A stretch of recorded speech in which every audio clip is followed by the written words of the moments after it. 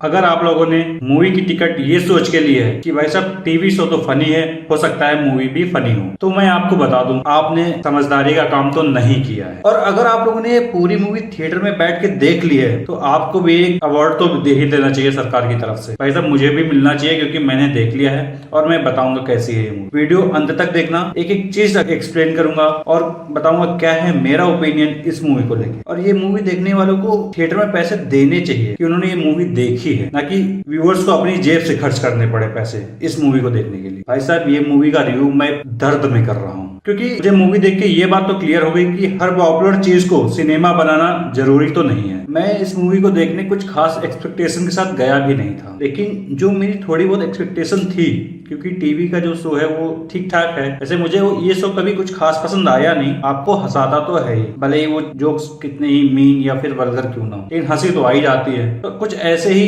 Expectation के साथ मैं ये मूवी देखने गया था और यार ये वो एक्सपेक्टेशन को भी मार देती है। आप ऐसा समझ लो भाभी जी घर पे हैं के मेकर्स ने एक आधे घंटे के एपिसोड को 2 घंटे के एपिसोड का बना दिया और थिएटर्स में रिलीज कर दिया है विद 1 और 2 न्यू कैरेक्टर्स। ये मूवी आपको एंटरटेन कम करती है, आपके पेशेंस का टेस्ट ज्यादा लेती है। जो कैरेक्टर्स टीवी पे 20-25 मिनट में हल्की सी मुस्कान चेहरे पे दे जाते हैं, वही कैरेक्टर्स 2 घंटे में इरिटेट और परेशान कर जाते हैं। मनमोहन तिवारी और विभूति नारायण मिश्रा के वही घिसे पीटे जोक्स, वही एक दूसरे की बीवी को लाइन मारने में लगे हुए हैं, कुछ भी नयापन नहीं है। और फिर एंट्री होती है 2 नए कैरेक्टर्स, रवि किशन और मुकेश तिवारी की, यानी कि शांति और क्रांति की। दोनों को अंगूरी भाभी और अंजलि भाभी से हो जाता है प्यार। अब ये दोनों लगे हुए हैं चक्कर में और फिर यहीं से शुरू हो जाती है जबरदस्ती की भागदौड़, पोस्ट कंफ्यूजन और सिचुएशंस ऐसी क्रिएट की गई हैं जो ऑर्गेनिकली नहीं लगती, प्लानिंग से थोपी हुई लगती हैं। प्रॉब्लम ये नहीं है कि स्टोरी सिंपल है, प्रेडिक्टेबल है, प्रॉब्लम ये है कि स्टोरी चलती ही नहीं है। ऐसा लगता है मूवी एक जगह रुक गई है, बढ़ ही नहीं रही है आगे। आप इंतजार करते हो अब कुछ अच्छा आएगा, अब कुछ अच्छा आएगा, और आपका इंतजार करते करते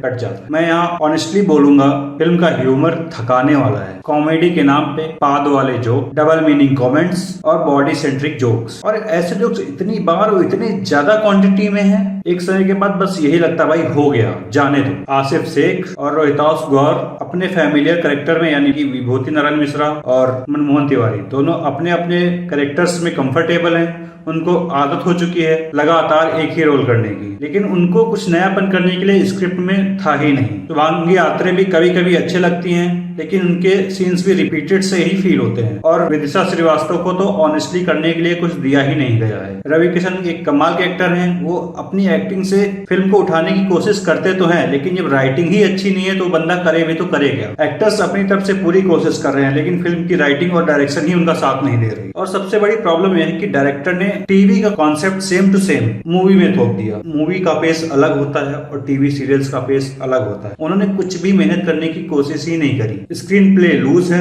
एडिटिंग अच्छी से हुई ही नहीं है, कुछ सीन काट देने चाहिए, कुछ सीन्स अननेसेसरी लंबा खिंचते चले जा रहे हैं। बैकग्राउंड म्यूजिक कुछ खास नहीं है, गाने सुनने में मतलब आप गाने सुनोगे आपको याद भी नहीं रहेंगे, ऐसे गाने हैं। ओवरऑल फिल्म ऐसी लगती है टीवी का एक एपिसोड जो आधे घंटे का होता है उसको 2 घंटे का बना के चिपका दिया गया। अगर आप ये मूवी थिएटर्स में देखने जा रहे हो, इसका मतलब सीधा सा है कि आप पैसे में आग लगाने जा रहे हो, और कोई मतलब नहीं है इस मूवी को देखने का थिएटर्स में जाके। एटलीस्ट अगर आप बहुत ज्यादा ही इस सीरियल के फैन हैं तो OTT पे आएगी, देख लेना। थिएटर में जाने का तो मतलब ही नहीं बनता है। बाकी आपका पैसा, आपका टाइम, आपकी मर्जी। आप पैसा खर्च करके जाओगे और ये मूवी आपको सिर्फ और सिर्फ डिसअपॉइंट ही करेगी। अगर मैं अपना फाइनल वर्डिक्ट दूं तो शायद ये 2026 की सबसे बेकार मूवीज में से एक है। इसको मैं 1 स्टार भी नहीं देना चाहूंगा, फिर भी दे देता हूँ, और उससे क्या ही फर्क पड़ जाएगा, मैं 1, 2 या 5। मूवी खराब है तो खराब है, मूवी का तो पता नहीं। अगर वीडियो पसंद आया है तो लाइक करिए, शेयर करिए और चैनल को सब्सक्राइब करिए। Thank you so much.